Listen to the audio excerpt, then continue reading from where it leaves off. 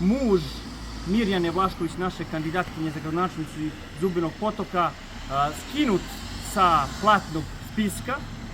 i mi smo danas i naši volonteri su bili po celom Zubinom Potoka, šetali su se, pokušali smo da nađemo gospodina Srđana Vulovića kako bismo mu uručili ova jaja, pokvarena jaja za pokvarenog čoveka, međutim nismo uspeli da ga nađemo. Evo sada ćemo pokušati da vidimo da li je on možda u svojoj kancelariji u Srpskoj listi.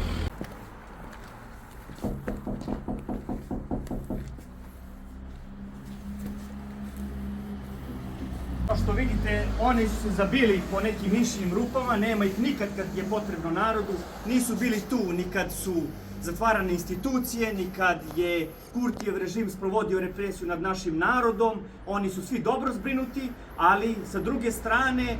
daju otkaze, skidaju sa platnih